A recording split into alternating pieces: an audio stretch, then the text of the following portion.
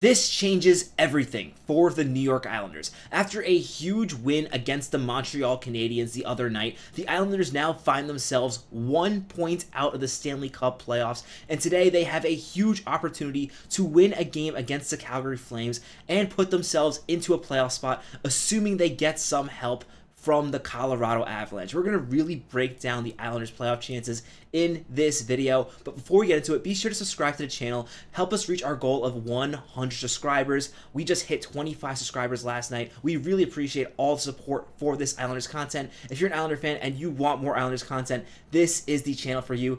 With that being said, let's get right into these playoff odds, because all of a sudden, we've been talking about it for a few days now, a few weeks even, really talking about the Islanders' playoff chances, and all of a sudden, this low-key dark horse team all of a sudden really seems like a team that has a legitimate chance at making the playoffs. Not only a legitimate chance, they have a really good chance at making the playoffs. And after a couple losses from the New York Rangers on a 3-game losing streak, the Columbus Blue Jackets on a 6-game losing streak, a slide from the Detroit Red Wings, now we have the Montreal Canadiens sitting in the playoff spot with 74 points, and the Islanders right behind them, 1 game back with 72 points. They've both played the same amount of games. This is going to be a race to the finish, and as an Islander fan, you could not have asked to be put in a better position after trading Brock Nelson, your top goal scorer, to still have an opportunity to sneak into the playoffs where anything can happen. This is a huge opportunity for the New York Islanders. And I don't think any fans accepted it. And I think finally, for the first time this season, fans are starting to embrace this playoff push. You're seeing more excitement on Islanders Twitter, on Islanders YouTube, than you really have all season long, as people are starting to believe that this team can make it, because this team has made it before. And it's not just the fans looking at the standings and saying there is a chance. It's actually like the statistics are all of a sudden supporting the New York Islanders, saying they have a legitimate chance at making the playoffs. After Columbus's last loss last night, we now have a position where the Islanders now have a 34% chance of making the playoffs, and this is huge. This is the first time for a long time, if not all season, that the Islanders have odds over 30% to make the playoffs. They're going up. Ahead of them is only the Montreal Canadiens at 44.8% at making the playoffs. Right now, Montreal is the favorite. Of course, they have 2 points ahead of the Islanders, but that can change if the Islanders get a big win today against the Calgary Flames, who are also competing for the playoffs. They have a 28% chance at making the playoffs in their conference, so this is not going to impact the Islanders, but this shows you that this is going to be a team that plays hard. That being said, this is a good opportunity for the Islanders, and the Montreal Canadiens are playing a real tough game today against the Colorado Avalanche, a game where hopefully Brock Nelson can do his old team, the Islanders, a favor and get a few goals to really help us on this playoff push. And at the end of the day, what this is going to be, granted, they still have a game that they've won ahead of us, and we're going to have to catch up. But this is basically just going to be a sprint for both teams. Both teams have the same amount of games, and it's just going to be who can win more games, who can duel it out, who can get the wins that they desperately need. Both teams have 14 games left. It's going to be a race to the finish. Obviously, you still have to pay attention to teams like the Rangers behind them. But at this point, the Rangers have now played 70 games, 72 points. So the Islanders have 2 games ahead of the Rangers. They have 2 games they have yet to play. The Rangers have already played. And same with the Columbus Blue Jackets. They've also played an extra game.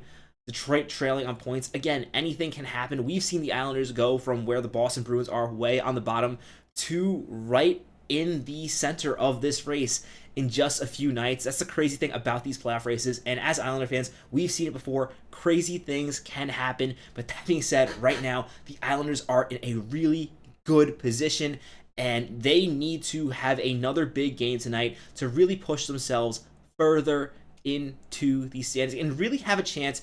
If they win this game and Montreal loses their next game, they have a chance to actually control their destiny. Because if you look at the Islanders' regulation wins, now especially after Columbus lost, the Islanders have an opportunity to, if they get the playoff spot, they can be in control of their destiny because they will have control of the tiebreakers. Of course, this is a huge opportunity and they have to seize on it. And so far in their recent games, the Islanders really have been stepping up to the plate. They're going to have to continue to do that. While this is great, this far into the season, 68 games to be competitive. You still have 14 games left, and now is not the time to take your foot off the pedal.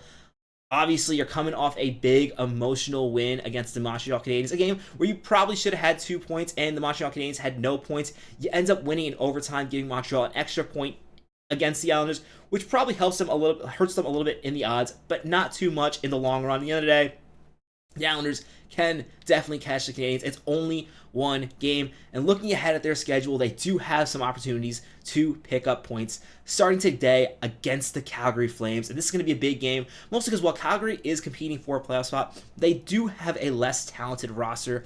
So this is an opportunity for the Islanders to play a strong game. Next game they have the Columbus Blue Jackets. The Columbus Blue Jackets have been struggling. That being said, the Islanders cannot take them lightly. Again, we've seen how close the standings are. A loss to the Columbus Blue Jackets can change the tide in this playoff race, and you know Columbus is going to come out playing for that game. That's going to be their season on the line. The Islanders are going to have a similar effort to the game they had in Montreal against the Montreal Canadiens, only I think they're going to have to clean some things up, and I think we will see that. The Islanders, the one thing they have against these teams is they've done this before. They have a more veteran group that knows what it takes to play hockey in this time of year to make the playoffs, and I really think that is going to be an advantage for them down the stretch. Looking a little bit further ahead, they have a game against the Vancouver Canucks, which, as we can see here on Money Puck, is another team that is competing for the playoffs in the Western Conference. They are ahead of Calgary with a 29% chance of making the playoffs, so obviously they are also going to be playing hard. They have a big game tonight against the New York Rangers. Maybe they can offer the Islanders a little more support there, although they are in good shape against the Rangers, having those 2 games in hand, having the same record. But it could always be good to get some more help in the standing. But at the end of the day, Islanders really don't want to be focusing on the Rangers and the teams behind them, because as long as they keep on winning and they get a loss or 2 here from Montreal, they can be in control of their destiny. Now for tonight's game against the Calgary Flames, the Islanders do have some lineup changes, or at least some projected lineup changes. One is really good news. Romanov is coming back in the lineup. Romanov has been sick for the past 2 games, and getting Romanov on defense is really going to help bolster their play, because if the Islanders did have one weakness in their past few games, one weakness in that Montreal game, other than some little rough turnovers, the defense is being a little slippy at points, really struggling to get the puck out of the zone, kind of giving away too many opportunities, and Romanov has been the Islanders' best defenseman this season. That is definitely going to help with that, and it seems like based on practice, he does look healthy, so he should be ready to go. The Islanders are sticking with the same forward lines.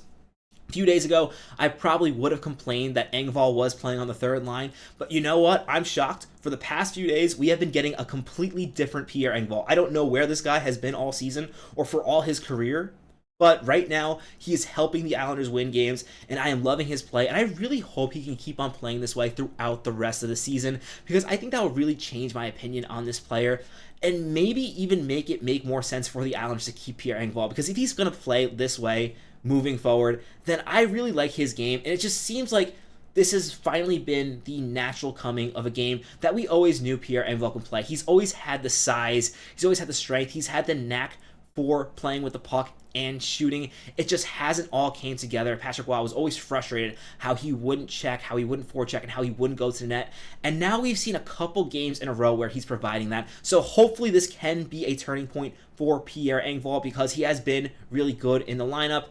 Other players that definitely stepped up in that Montreal game that are going to have to continue playing strong hockey. Bo Horvat is playing like a star on this team, and right now we need Bo Horvat to be our star. We still don't have any word on when Mathew Barzal is going to return. While it is nice to hope that Barzal can come back at some point and really bolster this team down the stretch, or maybe even join them for the start of the playoffs, right now you really have to focus on the group in the locker room, and Horvat is going to have to be that guy. And last night he showed that he has what it takes. In addition, I think Holmstrom is really starting to play really good hockey again, and he's really starting to emerge as one of the Islanders' young stars, or at least young, solid NHL players. Maybe he can be a star. We'll see what his ceiling is, but right now he's showing that he can play good, solid hockey, and more importantly, he's showing that he can play a playoff-style hockey, which is really what you want to see in a younger player. As for the goaltenders, we do have another switch. Fans were complaining the other day that Sorokin is playing too many games, and Patrick Roy has decided that Holberg will start against the Flames, And I think this is a good decision. It doesn't really fill me with too much confidence.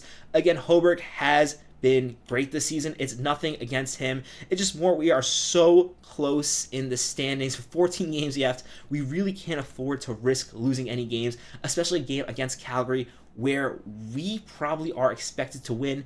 That being said, Sorokin cannot play all 14 games the Islanders have coming ahead moving forward. And with Columbus coming next game, I think this is a good time for the Islanders to give Sorokin some rest. And I definitely think Hoberg does have what it takes to get the job done, especially if the Islanders play the way they played against Montreal again today. I think the Islanders have a really good chance of winning this one. And if they do, I think there's a really strong chance that the Islanders find themselves in a playoff spot at the end of the day. That being said, let me know what you think. Do you like the decision to start Hoberg? And what do you think the Islanders' playoff chances are as the season comes down to the end?